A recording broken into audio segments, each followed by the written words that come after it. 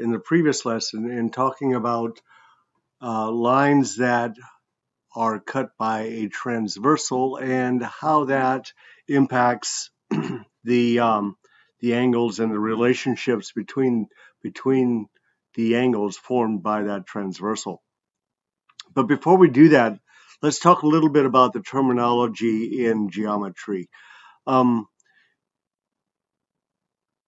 You will hear us refer to theorems and postulates, and so it's important that you understand what a theorem is and what a postulate is.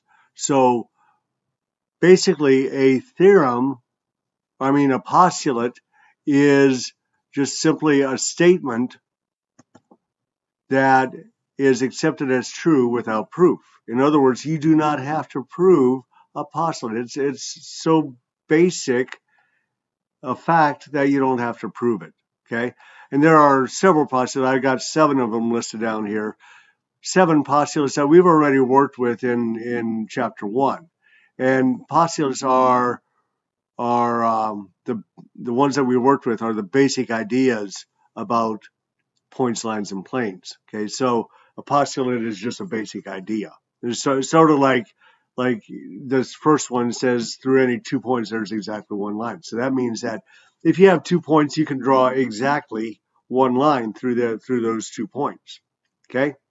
A theorem, on the other hand, is a little bit more complex, but because a theorem is a statement that has already been proven to be true, but in many geometry classes, you do proofs in that class in order to practice proving theorems. And when you do the proofs, initially you use postulates because those are the basic ideas.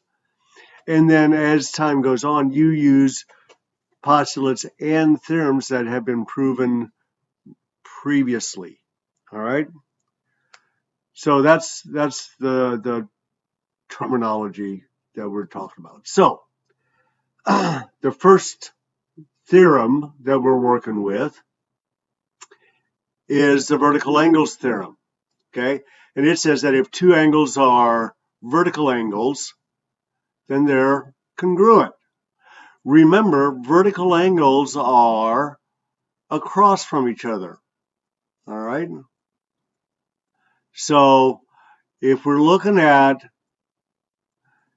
this little drawing over here on the right here, we can see that 1 and 3 are vertical and 2 and 4 are vertical angles. All right. The corresponding angles postulate, when we learned about corresponding angles in the last lesson, same as with vertical angles. But the corresponding angles postulate says that if 2 parallel lines are cut by a transversal, keyword here is parallel. Okay, 2 parallel lines are cut by a transversal, then each pair of corresponding angles is congruent. All right. So remember, the corresponding angles have 1 interior angle and 1 exterior angle. So that would be like 1 and 3. 1 and 3 are corresponding angles. Or 7 and 5. Okay, those are corresponding because 7's an interior, 5 is an exterior. All right, same thing as up here. 3 is an interior and 1 is an exterior. So anytime you see 1 interior angle and 1 exterior angle, chances are it's going to be corresponding angles, as long as they're on the same side of the transversal. All right, the next theorem is the alternate interior angles theorem, as well as the alternate exterior angles theorem. Both of them are related. Interior angles, alternate interior, remember, if we say alternate, it means opposite sides of the transversal. Okay, and interior, remember, interior is between the parallel lines here. Exterior is outside the parallel lines. Okay, so the alternate interior and the alternate exterior angles are congruent. All right. So far, every relationship that we've talked about, the angles are congruent. And you can see that. Okay. You can see that they appear to be congruent because if you look at this on the interiors, one is obtuse and 3 is obtuse. Okay. 2 is acute and 4 is acute. All right. So they're parallel lines. So that's one way of sort of looking, keeping track of it. All right. And the same thing goes with the alternate exterior. Now, in your notes, put a star by this one because this one is different. All right. The consecutive interior angles. Consecutive, remember, means one right after the other. They're on the same side of the transversal. All right. So in this case, we'd be talking about 1 and 2. All right. You can already tell that they're not going to be congruent because one is obtuse and 2 is acute. All right.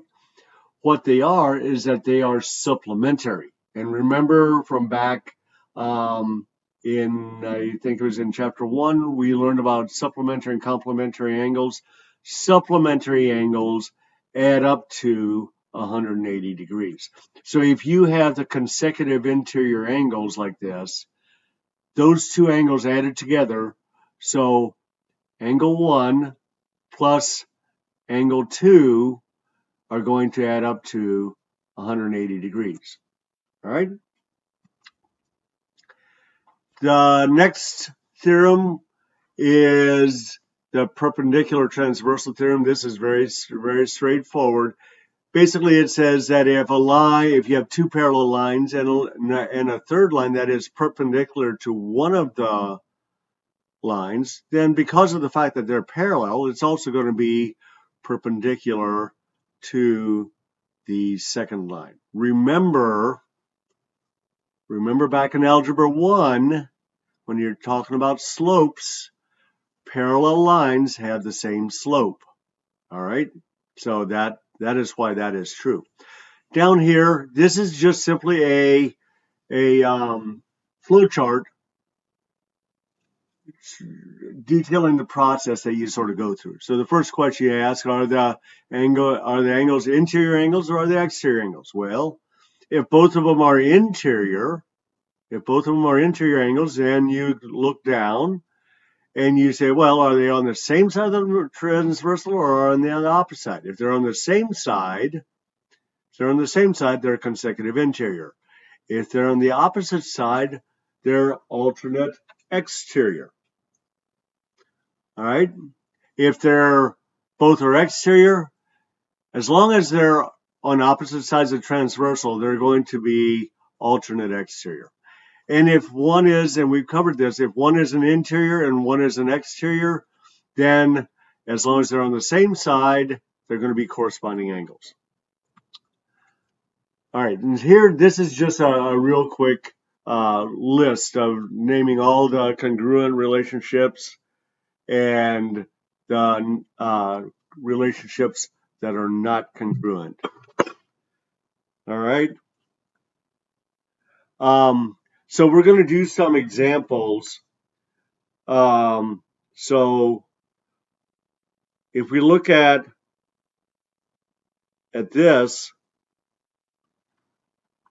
it says if the measure of angle 3 is 75, what's the measure of angle 8? Well, if we look at measure 3 at angle 3, and if we look at angle 8, you notice here that these are across from each other, okay, right here, okay? So those are vertical angles.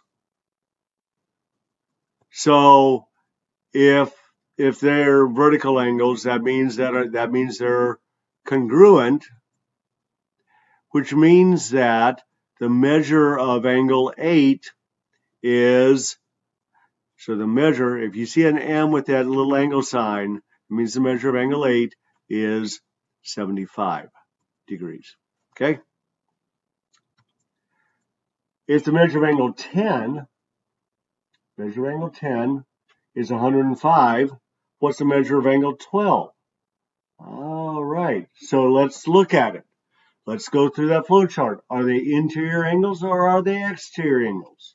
Well, angle 10 is between the parallel lines, so that means angle 10 is an interior angle. Angle 12, on the other hand, is outside the parallel lines, which means it's an exterior angle. All right, so you have an interior and an exterior, which means that they are corresponding.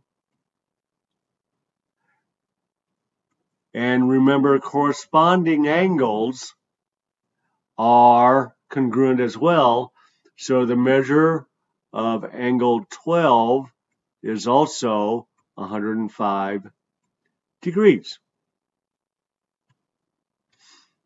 If the measure of angle 16 is 75 degrees, okay, what is the measure of angle 14? Well, once again, 16 and 14 are, this is exterior, this is interior, all right? So those are corresponding.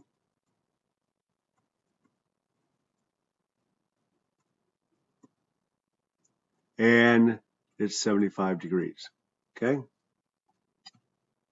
All right. If the measure of angle 16 is 75 degrees, going back to 16, remember that's exterior, it's 75 degrees. What's the measure of angle 9? Okay, so 9 is also, remember this in here is interior, so 9 is also an exterior. So that means that they are alternate exterior angles,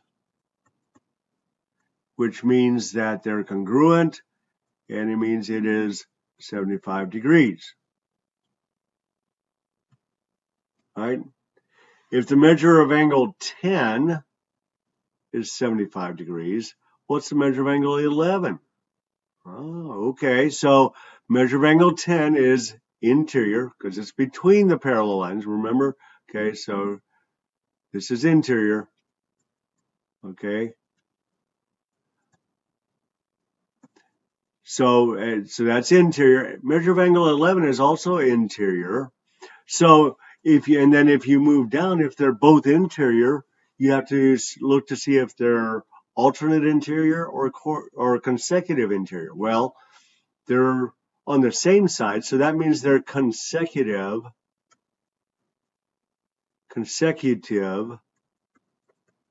interior angles, which means that they are supplementary or add up to 180 degrees, okay? So we know that angle 10 is 75. So we're going to say angle 10 is 75 plus, we don't know what angle 11 is, so we're going to say that's x. That is equal to 180. Then we're just going to subtract 75 from both sides. Okay. 75 is canceled out, and we're left with that x is equal to 105. All right, 105 degrees.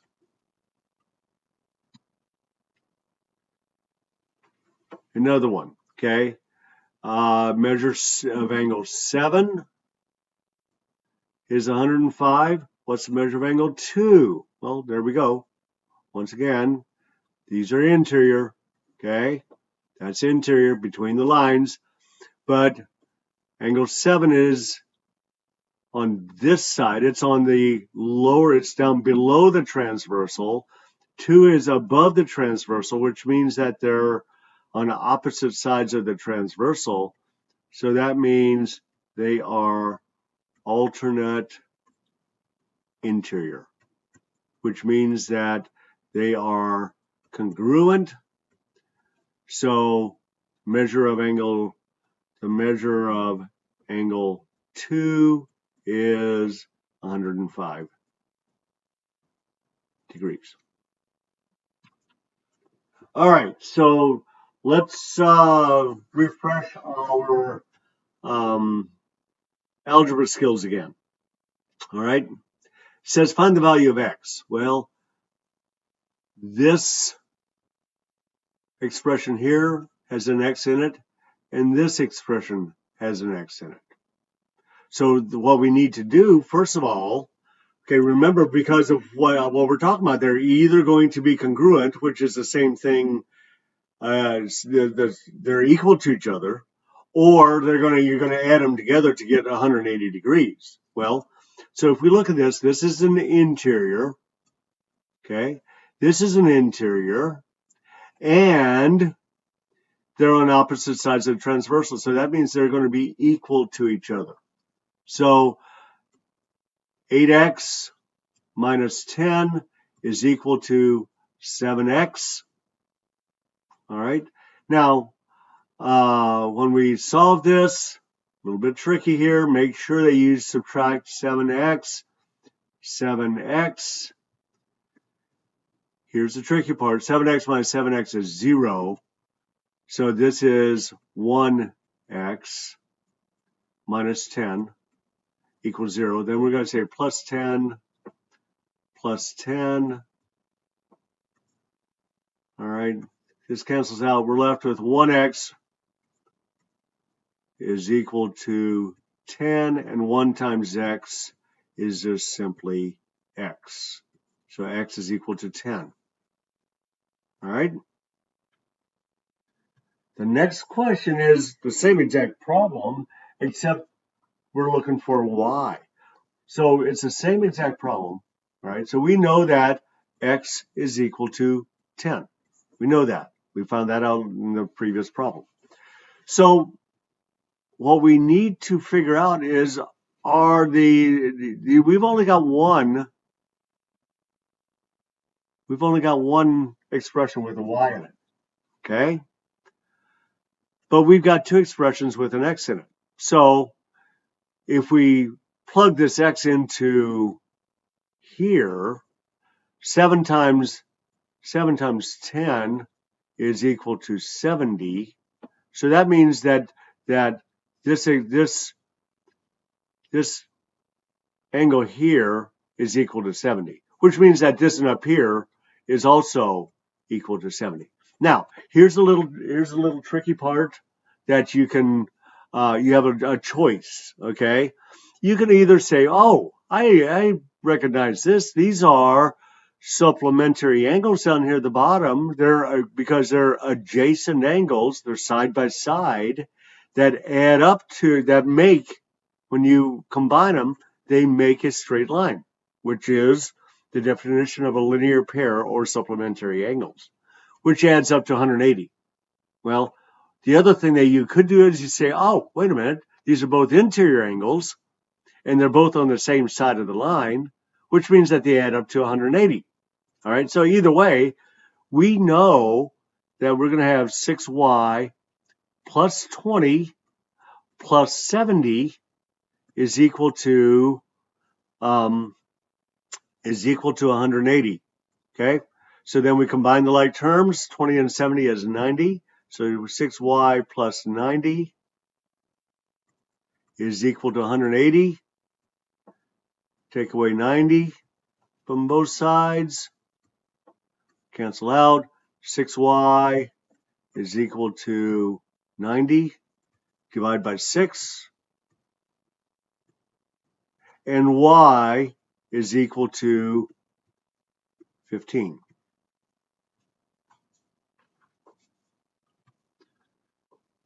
All right. Find the value of x. Okay, well, we have an x here, we have an x here. Okay. So this is an exterior angle.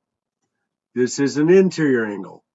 So anytime you have an exterior angle and an interior angle, we know that they're going to be corresponding, which means they're going to be congruent. All right. So, or that means equal to each other. So we're going to say 11x minus 1 is equal to 9x plus 21. Okay? So we're going to say plus 1 cancels out. 11x is equal to 9x plus 22. Subtract your 9x from both sides.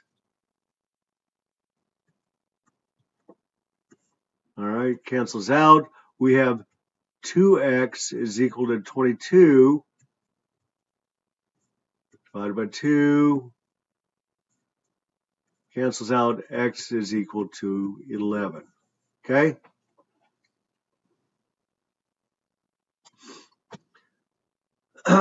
Find the value of x. Okay? So, this is an interior. This is also an interior. Okay? And they are on the same side. So that means they are consecutive interior. Okay? Which means they add up to 180 degrees. So we're going to say, I'm going to take this first one. I'm going to say, let's see here. Let's go over here. 3x minus 40 plus, that's the first, that's this one up here, plus this one, 2x plus 70, okay, is equal to 180. All right. When we combine all the like terms, 3x plus 2x, 3x with 2x is 5x. Negative 40 plus 70 is a positive 30, is equal to 180. Subtract 30 from both sides. 5x is equal to 150.